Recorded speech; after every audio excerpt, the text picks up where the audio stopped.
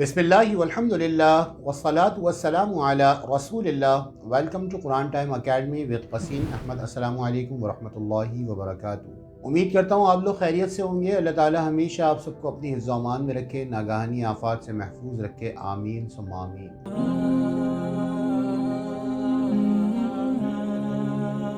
एक दौर था जब कुरान मजीद पढ़ने के लिए जो है वो स्टूडेंट्स को बहुत परेशानियाँ उठानी पड़ती थी। परेशानियाँ उठाने से मुराद क्या है, वो ये है कि मतलब मदारिस में बच्चे पढ़ने के लिए ज़्यादातर जाते थे।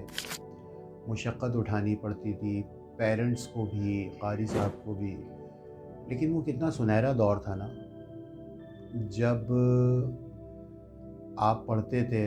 उस वक्त के वालिदैन जब ये कहा करते थे कि हड्डियाँ हमें दे दें, गोश्त आपका। जब मदारिस में सख्ती भी खूब हुआ करती थी, स्कूलों में भी खूब सख्ती हुआ करती थी, उस्ताद अपनी मर्ज़ी से पढ़ाता था। आज कितनी रेस्ट्रिक्शंस हो गई हैं, कितनी सख्तियाँ हो गई हैं। लेकिन आप लोगों को क्या लगता है कि उस वक्त के मतलब तालीमी मेयार में और आज के तालीमी मेयार में कुछ चेंजेस हैं? आप लोग ज़रा सोच के बताइएगा। जी, मैं बात कर रहा हूँ 80s की और 90s की।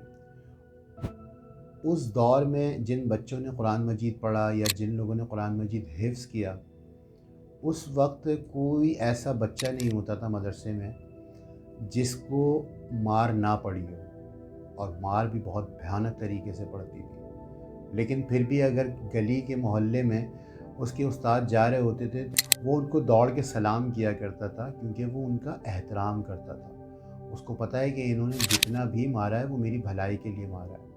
वो आके अपने अम्मी अब्बू को शिकायत नहीं करता था। इसलिए शिकायत नहीं करता था क्योंकि अगर अब्बू को शिकायत करूँगा क़ारी साहब ने मारा है, तो अब्बू 2 चमाट और लगाएंगे और बोलेंगे कि क़ारी साहब ने क्यों मारा है, गलती क्या थी। और आज का बच्चा जिसको घर बैठे कुरान मजीद की तालीम मिल रही है, घर बैठे ओ लेवल्स की तालीम ले रहा है, लेकिन उसमें वो वाली दिलचस्पी नज़र नहीं आती जो उस वक्त के दौर में हुआ करती थी। तो आखिर ऐसा क्या हुआ? हम मतलब कहाँ चले गए, किस दौर में पहुँच गए? हम लोगों की प्रायोरिटीज़ क्या हैं, हमारी तरजीहात क्या हो गई हैं? उस वक्त क्या तरजीहात थी और आज क्या तरजीहात हैं? हम लोगों को ये सोचने की बहुत अशद ज़रूरत है कि हमारा बच्चा किस डगर पे जा रहा है, हम लोगों को पता नहीं है। जी, बिल्कुल मेरे सामने एक ऐसा वाक़या पेश आया है जिसकी वजह से मुझे ये सारी बातें करनी पड़ रही हैं। वो वाक़या इस तरह से है जो कि अभी मुझे बिल्कुल कुछ ही दिन पहले मौसूल हुआ, और वो ये हुआ कि एक क़ारी साहब ने एक बच्चे को सिपारा पढ़ाना शुरू किया और उसके ऊपर 2.5 साल का अरसा लगा दिया, और उस बच्चे का कायदा मुकम्मल नहीं हुआ। पेरेंट्स ने समझा कि हम क़ारी साहब को फ़ीस दे रहे हैं, हमारी ज़िम्मेदारी पूरी। क़ारी साहब ने समझा मैं उनको टाइम दे रहा हूँ, मेरी ज़िम्मेदारी पूरी। लेकिन इस बीच में उस बच्चे का 2.5 साल का अरसा ज़ाया हो गया, और मेरी कैलकुलेशन के मुताबिक अगर 2.5 साल कोई एक अच्छा जीनियस बच्चा हो तो वो 2.5 साल के अरसे में कुरान मजीद हिफ्ज़ कर लेता है, अगर अच्छा पढ़ने वाला बच्चा हो। और उस बच्चे ने नूरानी कायदा भी मुकम्मल नहीं किया।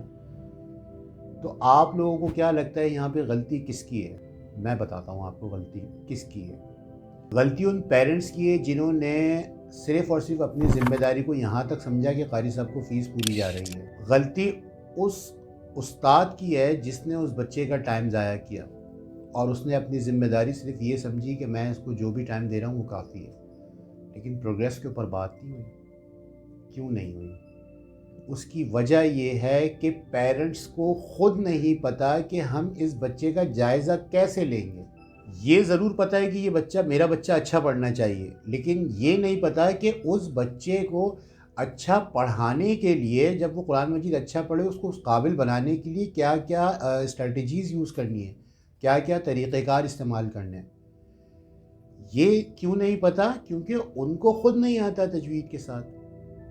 मतलब आपका बच्चा अगर ओ लेवल्स या एक मैट्रिक सिस्टम का बच्चा है, تو آپ کو پتہ ہے کہ میں نے میتھس کا ٹیچر گھر پہ لگایا ہوا ہے اور میں نے اس کا فالو اپ کیسے لینا ہے. بچے کے جو ہے وہ مڈ ٹرم آ رہے ہیں, بچے کے فائنل ٹرم آ رہے ہیں, بچے کے فرسٹ ٹرم آ رہے ہیں, اس کی یہ والی تیاری کروانی ہے, یہ والی تیاری کروانی ہے.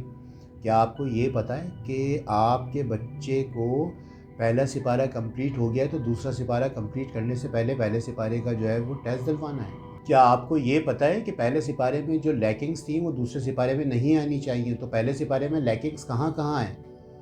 کیا آپ کو پتہ ہے کہ آپ کا بچہ موٹے حروف کو موٹا کر کے پڑھ رہا ہے؟ کیونکہ آپ کو خود نہیں پتہ. یہاں پہ آ کے جو ہے وہ یہ بات ختم ہو جاتی ہے کہ اب جو ہے وہ معاملہ ایسے ہی چلتا رہے.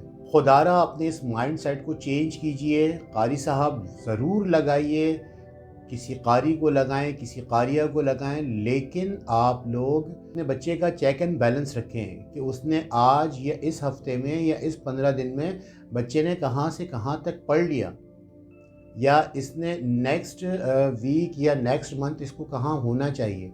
اس چیز کا دھیان آپ کو لازمی رکھنا ہوگا, اور یہ کوئی اور نہیں رکھے گا. یہ آپ کی ذمہ داری ہے. یہ ان پیرنٹس کے لیے بات ہو رہی ہے جنہوں نے اپنے گھر میں کسی قاری صاحب کو لگایا ہوا ہے, یا کوئی قاریہ آتی ہیں ان سے پڑھوا رہے ہیں, یا بچے کو مدرسے بھیج رہے ہیں. تو صرف مدرسے بھیج کے یا قاری یا قاریہ کی فیس دے کے جو ہے وہ آپ کا فریضہ ادا نہیں ہو رہا. اس کو چیک اینڈ بیلنس رکھیں اور دیکھیں بھی, اور اگر پروگریس اچھی ہے تو اپریشیٹ بھی کریں, تاکہ جو آپ کے گھر پہ آپ کے بچے کو پڑھانے کے لیے آ رہا ہے تو اس ٹیچر کو صرف پیسے نہیں چاہیے, اس کو آپ کی اپریسیشن بھی چاہیے. اگر آپ اس کے اچھے کام کو سراہیں گے تو پھر وہ اگلا کام اور مزید اچھے طریقے سے کرے گا. ہاں, اگر کہیں آپ کو غلطی نظر آتی ہے تو بہت اچھے انداز میں ان سے بات کیجیے, اور اگر سمجھ میں نہیں آتا تو پھر ان کو چینج کریں, کسی اور کو لگائیں. یہ ویڈیو بہت امپورٹنٹ تھی اس معاملے کے بعد جو مجھے پتہ لگا کہ 2.5 سال ایک بچے نے لگا دیا اور نورانی قاعدہ بھی کمپلیٹ نہیں کیا. تو اس حوالے سے ہمیں کیا کرنا چاہیے؟ تو بس اس کے اندر ایک ضروری انسٹرکشنز جو ہیں پیرنٹس کے لیے وہ یہی ہیں کہ پہلے آپ لوگ خود تجوید کے ساتھ پڑھیں, اور اس کے بعد اپنے بچے کو جہاں بھی قرآن مجید پڑھوا رہے ہیں, کیسے بھی پڑھوا رہے ہیں, آن لائن پڑھوا رہے ہیں, گھر پہ آ کے قاری صاحب پڑھا رہے ہیں, یا آپ کہیں مدرسے میں بھیج رہے ہیں, چیک اینڈ بیلنس لازمی رکھیں. اس کی بھی ایک ڈائری بنائیے اور دیکھیے کہ وہ کس طرح سے پڑھ رہا ہے, اور کسی بھی ایونٹ پہ اسے تلاوت کروائیے. ایونٹ ضروری نہیں ہے, روزانہ اس سے بولیں صبح اٹھتے ٹائم جب تک وہ تیار ہو رہا ہے, جب تک کوئی سی بھی صورت پڑھ کے سنا دے. چھوٹی چھوٹی صورتیں یاد ہوتی ہیں جو کہ نماز میں پڑھی بھی جاتی ہیں, تو آپ لوگ جو ہے وہ اس کا معمول بنائیے. اور یہ ویڈیو دیکھنے کے بعد اگر آپ لوگوں کے ذہن میں کوئی سوال پیدا ہوتا ہے, یا آپ لوگوں کو کہیں پہ سلوشن نہیں نظر آتا, اور آپ لوگ کو لگتا ہے کہ میں یہ سارٹ آؤٹ نہیں کر پاؤں گا یا کر پاؤں گی, تو آپ لوگ جو ہے وہ قرآن ٹائم اکیڈمی سے رابطہ کیجئے. انشاءاللہ آپ کو اس کا بہترین سلوشن دیا جائے گا اور آپ کی اس پریشانی کو دور کیا جائے گا. اللہ تعالیٰ مجھے آپ کو سمجھنے کی, عمل کرنے کی توفیق عطا فرمائے. نیکسٹ ویڈیو میں آپ لوگوں سے ملاقات ہوتی ہے انشاءاللہ. اپنی دعاؤں میں شامل رکھیے. السلام علیکم ورحمۃ اللہ وبرکاتہ.